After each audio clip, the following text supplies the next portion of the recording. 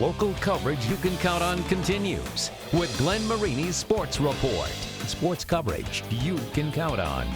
For over 20 years, the Padres have been the big league affiliate for minor league baseball here in Fort Wayne. And twice over those 2 decades have fans had the chance to see big leaguers in their own backyard. The Padres playing 2 exhibition games here against the Wizards. The first on May 13th, 1999. The second, April 27th, 2001. It was a chance to see one of the best hitters of all time, Tony Gwynn, right here in the Summit City. And we look back with Fort Wayne team president Mike Nutter in this week's Throwback Thursday, brought to you by Optimum Performance Sports. So genuine, so nice. Hundreds, thousands of autographs he signed every time and was just a pleasure to talk with. An autograph from Tony Gwynn. What about the other players? For these guys and their fans, it's an opportunity for them to see us up close, where for the most part, I think most of them probably see us on TV if they see us at all. And it's an opportunity for them to see us up close, and it's an opportunity for them to see that we're normal people, just like everybody else. It was far from normal when Tony Gwynn and the Padres came to town, first in 1999, the second time in 2001. For young Wizards general manager Mike Nutter, the in-season stop by the Major League club was a dream come true. I was there and I didn't understand it when it was like, yeah, they're coming. And then it was like, wait, what? It wasn't like April 3rd, it was like during the season. And they said, yeah, they've got a day off in between Cincinnati and Wrigley Field. And they want to come in and they want to, they'll do this. And it's like, why?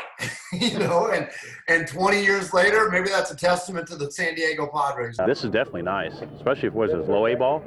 This is a great place for low A ball. My low A ball wasn't this nice. While the Padres sported all-star level players like Ryan Klesko, Phil Nevin, and Wally Joyner, Gwynn was no doubt the main draw. He had an off-season home in Indianapolis, and when the Padres came through in 2001, the future Hall of Famer was on the DL with a bad hamstring. He could have skipped the Summit City entirely, but he came and graciously signed autograph after autograph at Memorial Stadium. And he comes pulling up hours before anybody else. I'll be honest, man, I was a little starstruck. I've been around these guys my whole life, but that's not the normal guy. And he told me a story about, at that time, he thought he was the only guy in the big leagues that still bought all of his own bats with his own money. And I looked at him and I said, Mr. Gwynn, and he goes, hey, it's Tony. And I said, Tony, I'm pretty sure you could get whatever bats you wanted from whatever company. Am I right? And he laughed. And of course, there weren't 100 companies back then. And he goes, Mike, I buy them. We have a rule in San Diego and wherever I play on the road. If I break one, I get it. And I said, okay. And, now in this day and age, Glenn, guys would want it because they put it on eBay. And Gwynn goes, it's not about money. Most people think it's about money. He goes, Mike, when I crack a bat in a game, I might study that for 20, 25 minutes. And I looked at him and I said, for what? And it's like, where did I get it on the bat? Gwynn waiting to pitch. There's a drive, right center field, base hit, and there it is! Oh, doctor! You can hang a star on that, baby! A star for the ages for Tony Gwynn, number 3,000. Coming out of high school, he's very polished. He's very, intelligent.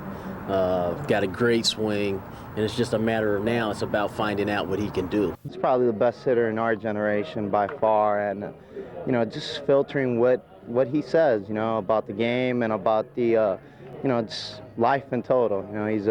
He's a good guy to listen to. It was a brushing with greatness, but man, I know you've been with all these guys, and some are great, and some are okay, and some are not the best to work with, but still professional. This dude was a 10, man. He was a 10. Those 2 games against the Padres weren't the only times a major league team has come to Fort Wayne. The Minnesota Twins, the Wizards' first big league affiliate, played here on May 6, 1994. Future Hall of Famers Kirby Puckett and Dave Winfield leading the Twins to an 8-4 win against the Wiz. I'm Sports Director Glenn Marini, and that does it for your local sports report.